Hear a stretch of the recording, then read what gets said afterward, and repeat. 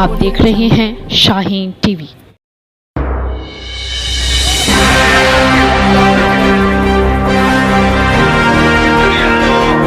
बिहार में वोट तोड़ने के लिए आए हैं। मैं उनसे पूछना चाह रहा हूं, बताओ आज जिम्मेदार कौन है?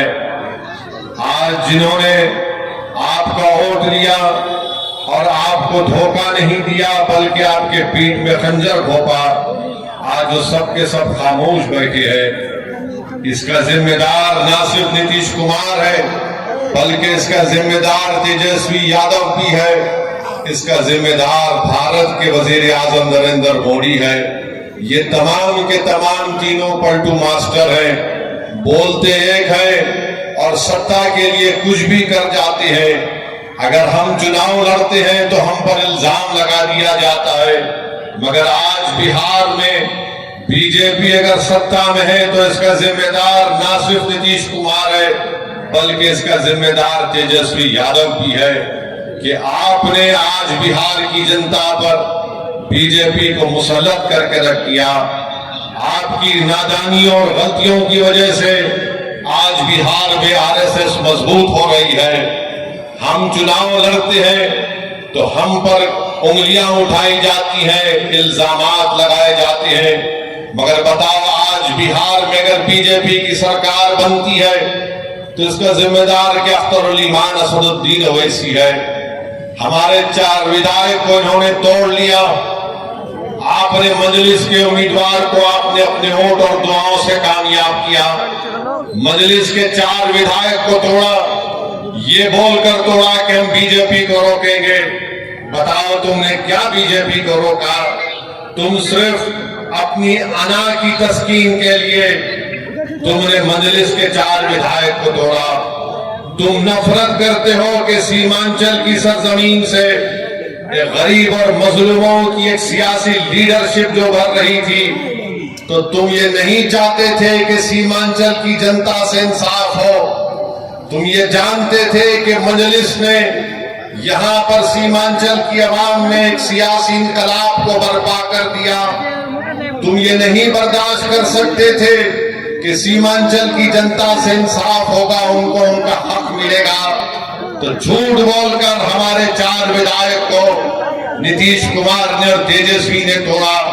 अब बताओ वो 4 विधायक की क्या अहमियत है वहां पर? ना तो वो मुंह खोल सकते हैं, ना तो वो बगैर इजाजत के बैठ सकते हैं, ना तो वो बगैर कुछ सोचे समझे, इनके पास कुछ है ही नहीं। मगर मजलिस ने जो सीमांचल की सरजमीन पर जो एक सियासी इनकलाब को बर्पा किया, तो ये बात ना मोदी को पसंद आई, ये बात ना तेजस्वी को पसंद आई, ना ये बात नीतीश कुमार को पसंद आई।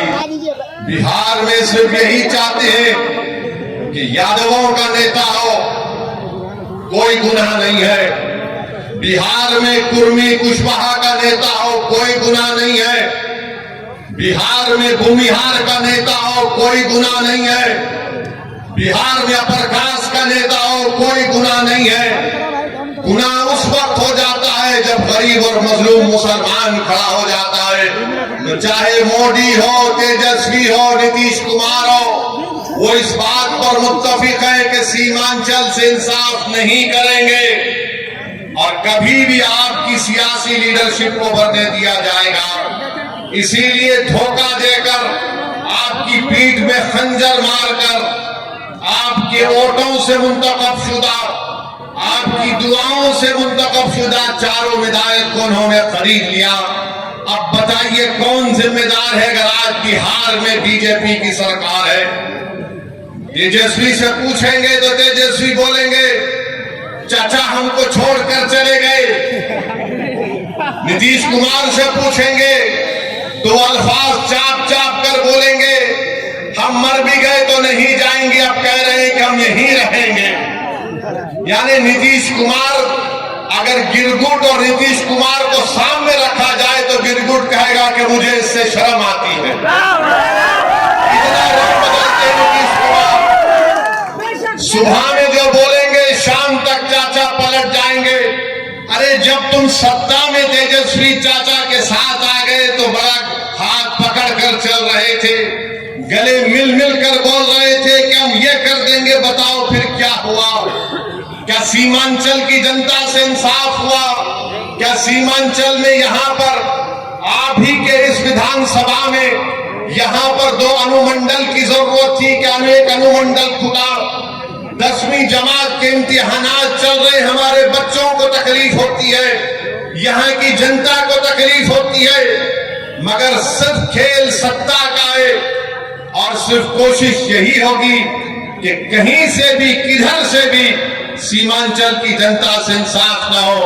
मैं पहले भी आपसे कहा हूं और आज फिर कह रहा हूं मेरे भाई, जब तक अल्लाह असदुद्दीन ओवैसी को जिंदा रखेगा, मैं सीमांचल की लड़ाई लड़ता था, लड़ रहा हूं और इंशाअल्लाह ताला लड़ता। आप देख रहे हैं शाहीन टीवी।